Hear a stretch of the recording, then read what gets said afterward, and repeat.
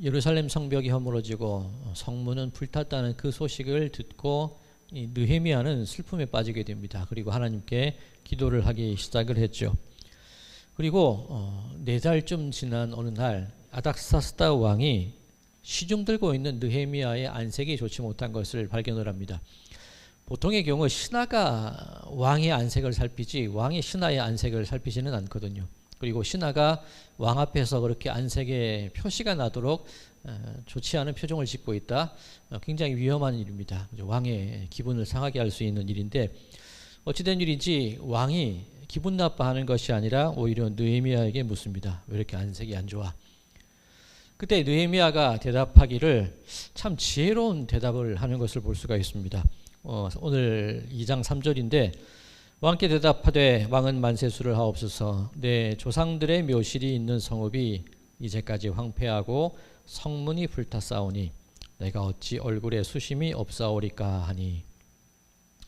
느헤미야는 예루살렘이 무너진 것 때문에 마음이 아팠는데 왕이 묻자 고지고대로 대답을 할 수가 있었습니다. 예루살렘이 무너졌습니다. 황폐합니다. 그 이후에 왕이 또 물어볼 때 뭘 하고 싶냐 물을 때 이 느헤미야가 5절을 통해서 그 성을 건축하고 싶습니다. 그런 대답을 합니다. 자, 만약에 예루살렘이 무너졌습니다. 예루살렘 성을 건축하겠습니다. 라고 말했다면 왕의 기분이 어땠을까요?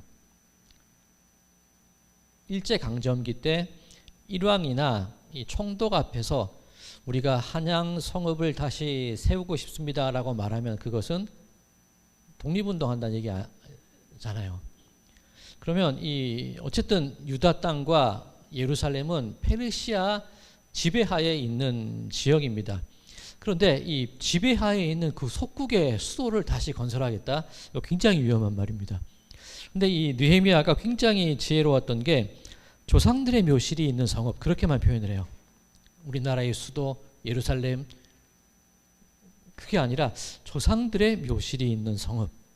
이 당시 이 지역에 있던 나라들 혹은 왕들에게 있어서 중요한 것이 조상들의 묘실을 돌보는 게 중요한 일이었거든요. 그러니 이 느헤미야의 대답, 왕의 기분을 상하지 않게 하는 아주 지혜로운 대답이었던 것을 볼 수가 있습니다. 어떻게 이런 지혜가 생겼을까? 지난 4달 동안 슬퍼하며 하나님께 기도했고 왕이 질문할 때 이 느헤미야가 대답하기 직전에 하나님께 묵도하고 그렇게 되어 있습니다.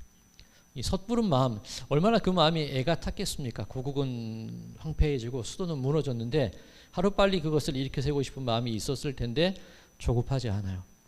하나님께 묵도하고 기다리고 왕이 자신을 부를 때까지 나서지 않는 그런 모습을 보이게 되는 것을 보게 됩니다. 자, 이런 느헤미야의 모습이 여기에만 있는 게 아닙니다. 자, 이제 느헤미야가 4달을 기다렸죠. 그리고 예루살렘으로 향합니다. 지금과 달리 교통이 편하지 않기 때문에 굉장히 오랜 시간이 걸렸을 겁니다. 그리고 성을 짓기 위한 여러 가지 준비를 했었기 때문에 많은 시간이 걸렸을 거예요. 그럼 예루살렘에 도착했을 때 그 마음이 얼마나 급했겠습니까? 그런데 느헤미야가 곧바로 행동하지 않습니다.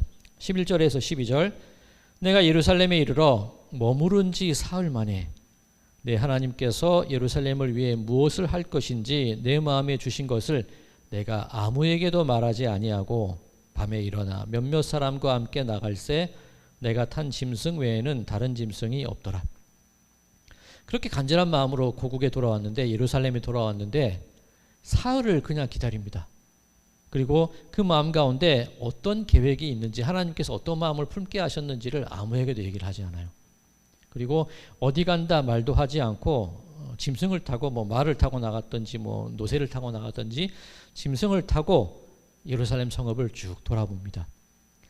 내가 탄 짐승 외에 다른 짐승이 없었다. 얼마나 황폐해졌는지 알 수 있는 그런 구절이죠. 그러면 급한데 안타까운데 서두르고 싶은데 느헤미야는 계속해서 기다리고 머무르고 참는 시간을 보이고 있는 것을 볼 수가 있습니다. 자, 이것이 우리 지난 주일 나눴던 말씀과도 연결이 될 수가 있는데 우리들은 우리들의 현실을 바라볼 때 위기에 닥치고 어려움에 닥치고 고난과 상처가 있을 때 속히 그것에서 벗어나기 원하는 것이 우리들의 마음이에요. 조급함이 생긴다는 겁니다. 지난 주일에는 종교적인 사건이라고 표현을 하기는 했습니다만 지금 이 시간이 지나버리면 망할 것 같아요.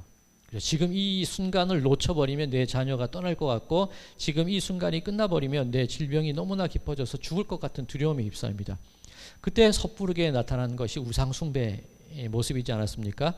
마찬가지입니다. 이 느헤미야 역시 조급한 마음을 가질 수도 있었을 터인데 그렇지 않고 계속해서 기다리고 참고 인내하는 그런 모습을 볼 수가 있습니다. 하나님의 때를 기다리는 거예요. 조급함으로 내 시간과 내 계획에 따라 움직이는 것이 아니라 하나님께서 나로 하여금 움직이게 하실 그 때를 기다리는 것이 느헤미야의 모습이었다는 겁니다. 자, 우리가 일을 그르칠 때 어떤 때 일을 그르치냐면 서두를 때 일을 그르칩니다. 아브라함의 경우가 그랬죠. 네가 아들을 낳을 거야. 그 아들이 저 하늘의 별처럼 바다의 모래처럼 많아질 거야.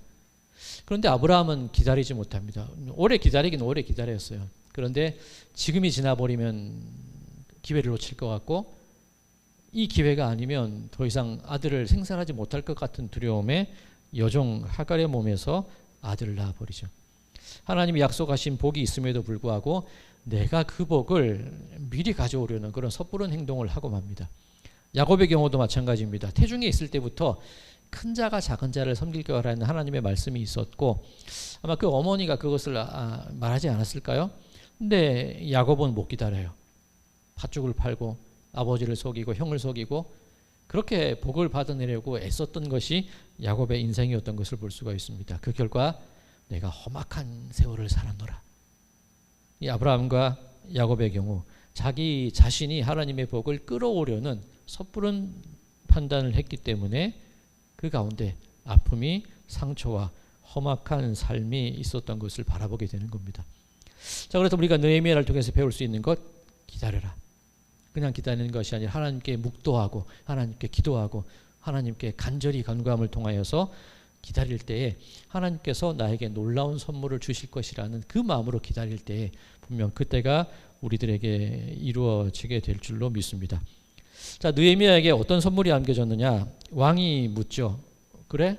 나라 돌아가. 그리고 공사 얼마나 걸리겠니? 언제쯤 돌아올 수 있겠니? 그런 자세한 일정을 느헤미야에게 물어봅니다. 6절. 그때에 왕후도 왕 곁에 앉아 있었더라. 왕이 내게 이르시되 네가 몇 날에 다녀올 길이며 어느 때에 돌아오겠느냐 하고 왕이 나를 보내기를 좋게 여기시기로 내가 기한을 정하고. 즉흥적인 게 아니었다는 거죠. 내가 언제까지 오겠습니다라는 대답을 할 수 있다는 것은 그동안 치밀한 계획을 세웠다는 겁니다. 그 4달의 근심의 시간, 그 4달의 눈물의 시간 동안 느헤미야는 치밀한 계획을 이미 세워놓았다는 거예요. 그러면 내 계획에 따라 섣불리 행동할 수도 있었을 텐데 안 했다는 거죠. 자, 어떤 계획을 세우느냐면 이 오늘 본문 7절과 8절을 보면, 느헤미야 2장 7절과 8절을 보면 느헤미야가 왕에게 이런 요구를 합니다. 왕이 조서를 좀 써주시면 내가 국경을 지날 때나 여러 성읍을 지날 때 참 도움이 되겠습니다. 그렇죠? 일일이 그 검문소라든가 그런 지역들 있지 않겠습니까?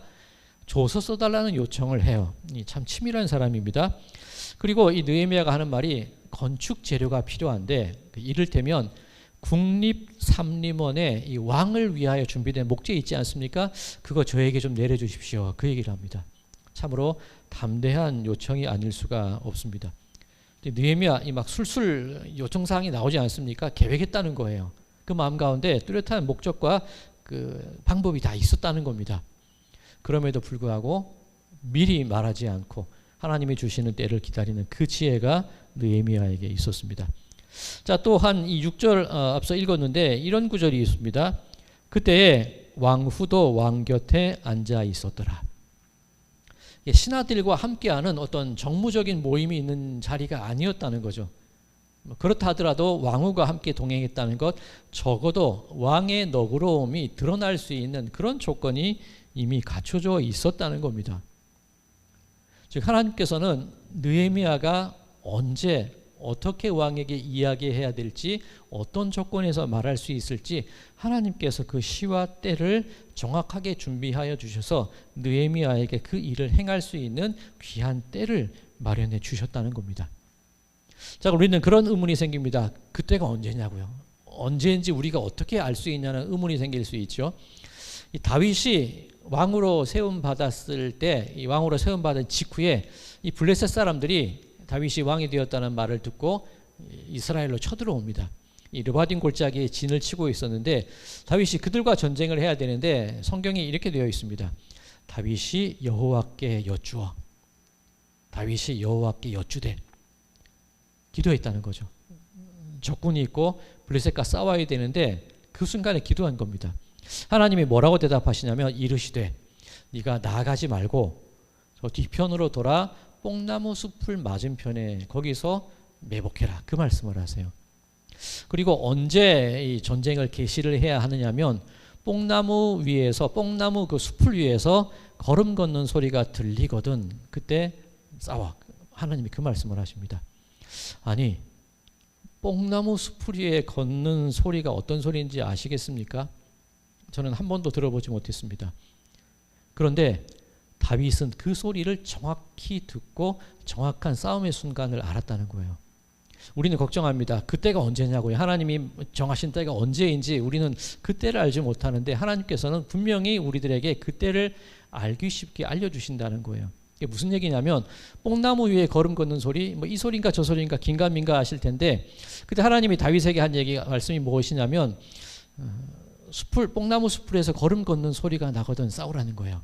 그때 내가 너보다 앞서 나가리라, 그 말씀을 하십니다.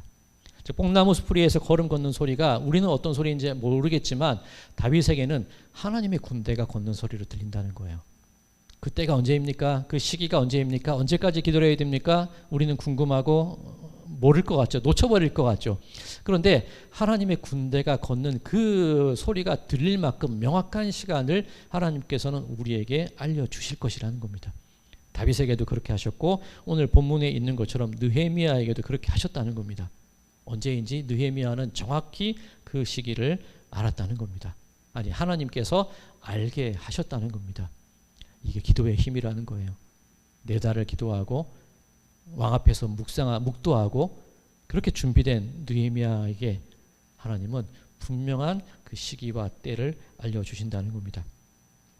자, 이렇게 이 시기와 때를 알지 못하고 있었는데 하나님께서 알려주셨죠. 이게 끝이 아니에요. 이 보너스 플러스 알파가 더 있습니다. 오늘 본문 8절 9절, 8절은 이 준비하는 과정인데 그냥 같이 8절과 9절 제가 같이 읽겠습니다. 또 왕의 삼림감독 아삽에게 조서를 내리사 그가 성전에 속한 영문의 문과 성곽과 내가 들어갈 집을 위하여 들보로 쓸 제목을 내게 주게 하옵소서 하며, 이 아까 국립삼림원에서 달랬다는 그 얘기입니다. 내 하나님의 선한 손이 나를 도우심으로 왕이 허락하고 9절 군대 장관과 마병을 보내어 나와 함께하게 하시기로 내가 강 서쪽에 있는 총독들에게 이르러 왕의 조서를 전하였더니. 자, 군대 장관과 마병을 보내어 나와 함께하게 하시기로. 이건 느헤미야가 요청한 게 아니에요. 그냥 자기 통행증 써달라는 거 하고 목재 달라는 얘기만 했는데 플러스 알파로 아닥사스다 왕이 군대 장관과 마병을 느헤미야와 같이 보내는 걸 보게 됩니다. 이게 이 보디가드, 이 경호원이 될 수도 있고 이를테면 퍼레이드 하는 겁니다. 이 느헤미야의 존재가, 자격이 유다 땅을 향하는 일종의 유다의 예루살렘의 총독의 자격으로서 군병들과 군대 장관과 마병이 함께 퍼레이드를 하면서 그 길을 나가는 거예요. 이게 승리자의 모습으로 들어가는 거라는 겁니다. 전혀 기대하지 못하고 예상하지 못했던 일임에도 불구하고 하나님은 느헤미야의 안전은 물론이고 느헤미야가 하는 그 길까지 영화로운 그 앞길을 내려주셨다는 겁니다. 수많은 점령자들이 그 모습을 보게 하셨다는 거죠. 자, 우리는 우리 눈앞에 있는 문제에 급급해서 그것을 내 때와 내 계획에 따라 그 문제를 해결하려고 하지만 그러지 말자는 거예요. 하나님께서 분명한 시기와 때를, 그리고 내가 기대한 것 이상의 것들을 준비해 주시는 분이 하나님이심을 믿으시기 바랍니다.